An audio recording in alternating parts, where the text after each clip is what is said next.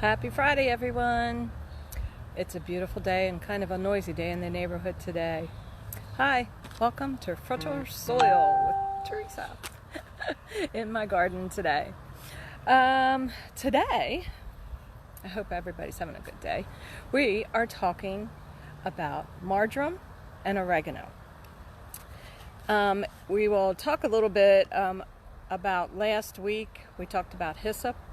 This is one of the herbs that are thought to be one of the hyssops referred to in the Bible. So I'm going to walk you around the garden a little bit here and show you some hyssop growing. We're going to talk about it growing first. Well, actually marjoram, which is the hyssop. Okay, so here we go. Now here I have a line of beautiful golden marjoram growing. If you can see, it goes the whole way up here. It's a beautiful ground cover. It's a perennial. Comes up every year. As a matter of fact, I do have to keep it under control. It does spread, but not viciously. It's very pretty, yellowy green. You can use it in cooking when we start talking about that. However, the flavor is not as strong as sweet marjoram. So the sweet marjoram looks very different, and we have our sweet marjoram right here. Now the sweet marjoram is a tender perennial in our area. It does not come up every year for me. Once in a while, if we have a very mild winter, I can get it to come back. But most of the time I have to buy it every year at my local greenhouse. It looks different. The smell is sweeter and much stronger than the golden marjoram. Also, I said we're going to be talking about oregano. Now, oregano and marjoram are in the same genus of plants and herbs, the Oreganum, and marjoram is Marjoram. So we're gonna go down here to some oregano. Hopefully I won't fall. Was gonna put on flip-flops today because it's so beautiful, feels like summer, but I knew I would fall. But anyway, so here we have some beautiful Italian oregano along here, and then I have some Greek oregano, which is much better flavor than the Italian. It's really strong. It's beautiful. Then I have it's a different species, but everybody asks about Cuban oregano. It's very different, but I still grow it because it's really fun, but it's a succulent. It smells very different than regular oregano. Its leaves are fuzzy. You can still eat it. Some people actually pick a leaf and rub it on their chest when they have a cold because it's a little bit more camphorous, like a Vicks kind of smell. Oh, what a beautiful day out here today. And the birds, luckily I still have no lawn mowing going on while I'm talking on the phone, which is quite amazing. I hope everybody's having a great day because this is one we've been waiting for with the weather. So here we come back in after showing you a bit about that in the garden. So the scientific name for marjoram is Oreganum Marjoram. I want to make sure I say that right. So there's a lot of good things with marjoram. It's mainly a culinary herb for people to eat. Now, when I'm talking about the scientific name, I like to kind of go over that a little bit because the scientific name that identifies plants, we're talking about the genus and the species. They're called scientific name or botanical names. And it's done in horticulture because the local common name where you're living sometimes vary, but the Latin name or the scientific name usually holds and never changes. So that's why we have those names, so we can refer to them. So marjoram, one of the fun things about marjoram is Aphrodite, that you may know from Greek mythology. Well, she was known as a goddess, and she grew marjoram, and so that's why marjoram has been used ever since in love potions. How about that? So other than the culinary use for marjoram, I'm going to talk about food in a minute. I want to talk to you about some other properties in marjoram that maybe people don't realize are there. You can make a tea with marjoram, just like any other tea. You can dry it, make a tea with it, and use it that way. And marjoram is really good for runny noses, symptoms of a cold, sore throat. It's kind of soothing, so you can just drink a tea for that.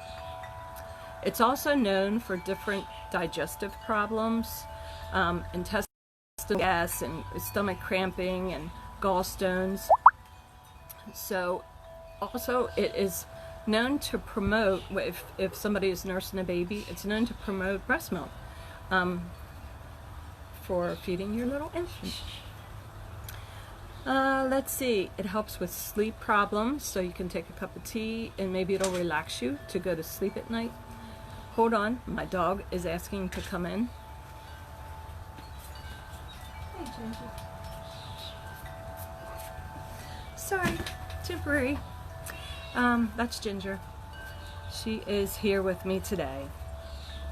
But mostly it is used as a culinary spice.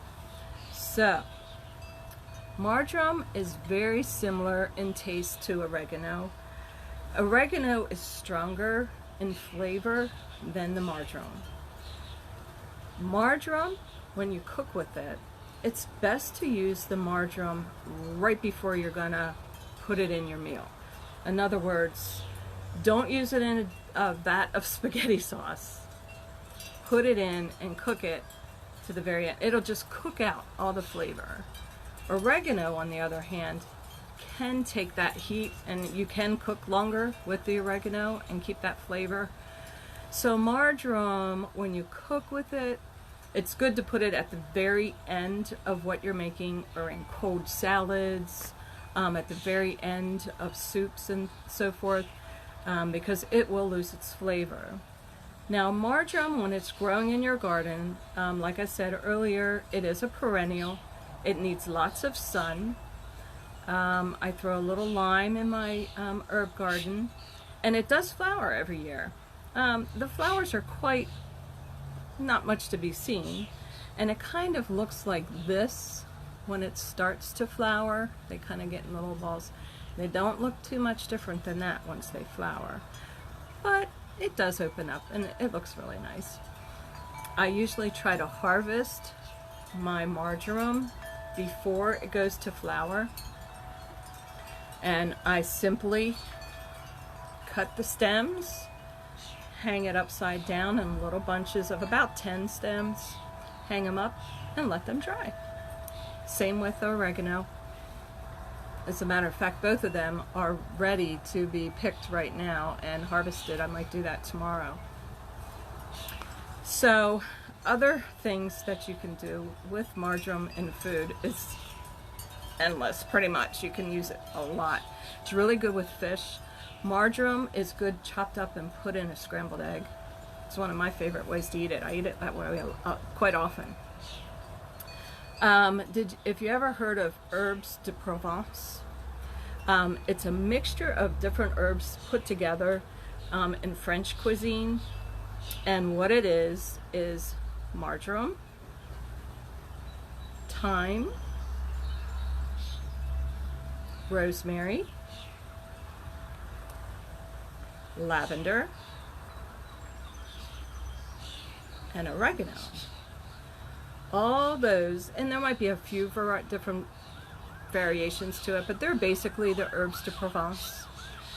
So you can dry them, mix them all together, and use them in cooking in soups. It's also good, do it like this, tie a little string around it. If you're having a barbecue outside, making chicken, whatever. This goes with chicken, beef, whatever. You can use this to put your sauce on your meats. You could just tie it together and hang it in your soup stock, while it's cooking. Pull it out and it'll give it flavor. So that's another marjoram thing to do. Let's see what else I have in store here for you. Listen to those birds today. Marjoram and oregano can be interchanged otherwise, but remember when I said when you cook with that marjoram, put it in at the very, very end, because you'll cook the flavor all out. Oregano you can put in and cook throughout your meal. Now in the Bible, I mentioned last week, we talked about hyssop, and hyssop, there's a confusion of what is actually the hyssop in the Bible, what's referred to, and there's 3 different kinds of hyssop that was referred to in the Bible that we think, and it's all because of the translation, and it's all because of the botanical name, and when that name was given to the plant is what causes the confusion on which which hyssop is referred to in the Bible. So we're just talking about all 3 of them. We'll just hit them all, and that's why we're talking about marjoram today.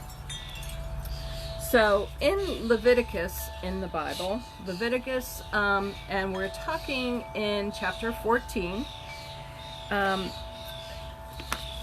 When I talked about hyssop last week, I talked about when hyssop is referred to in the Bible, it is referred to as a cleansing herb. It's always very often referred to as cleansing, whether spiritually or actually physically cleansing.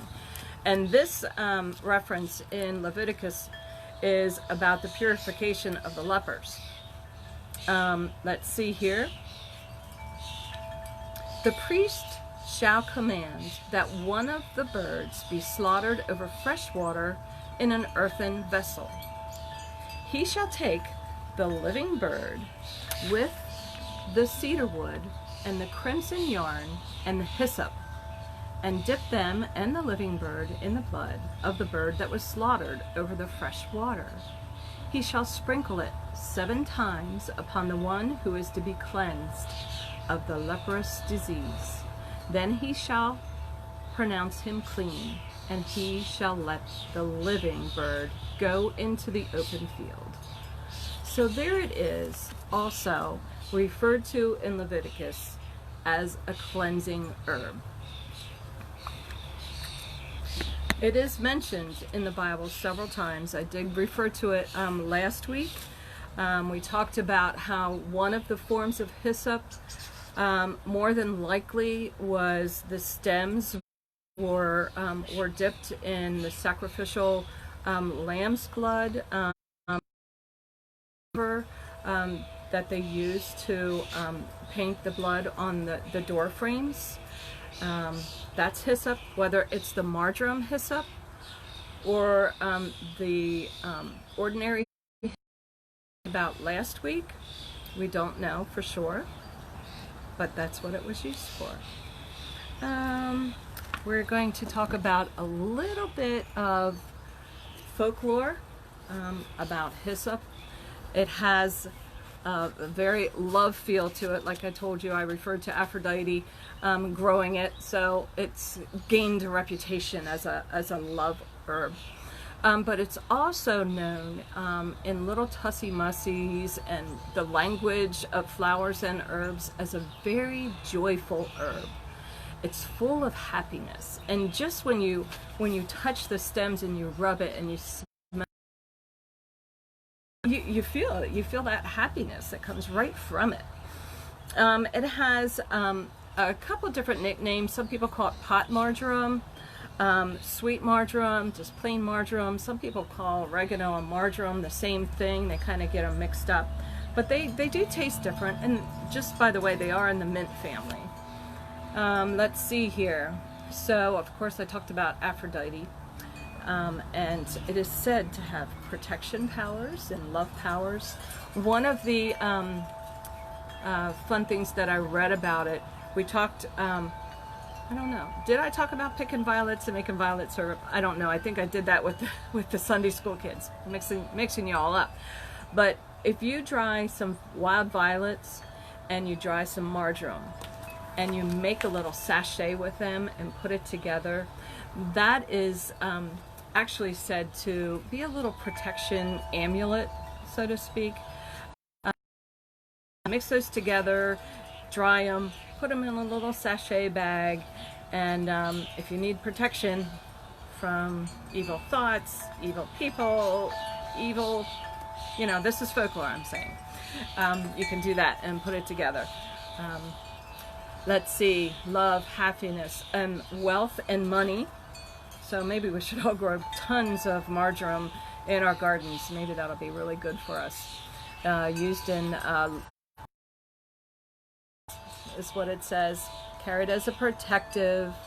And it's also known to help with depression. If you're feeling sad, or some of us might be right now, go ahead and get a little whiff of marjoram, or touch the marjoram, or you know, I need to tell you, you don't always have to grow marjoram in your gardens. We have this really cool thing in many different grocery stores where you can buy your herbs in little plastic containers in order to have some to cook with. So if you don't have a place to grow a garden, you can still buy it. Many herbs are found in the grocery store. So when you want to cook with some and you don't have it in your garden, just buy some. As a matter of fact, this was $1. $1 at Giant. So anyway, so what I did was I posted earlier some recipes. Now I'm outside here and I brought them out with you. I just want to show them to you a little bit here. I like to make quick salads in the summertime, and this Greek salad, I don't know if you can, yeah, there we go, you can see it. You might not like everything that's in it, but it has olives and tomatoes and feta and tons of marjoram in there. Marjoram is used a lot flavored cooking, and a little Greek dressing on that, you're done. And then marjoram soup, which is one of my favorite soups. It's almost like egg drop soup, kicked up a notch. So you just cook some chicken stock and teeny tiny pasta. I used orzo because I happen to have it on hand. You boil that, get it hot. Then you take 2 eggs of marjoram, shredded Parmesan. You mix the eggs and marjoram, Parmesan all together. When that is done boiling, remember, when it's done boiling, don't put it in before it's done boiling. As soon as it's done boiling, turn it off. Pour that egg mixture right in the middle of that hot boiling broth and pasta. Let it sit there for maybe 30 seconds, a minute. Then take a fork and stir it up. It's just like egg drop soup. And you have a delicious,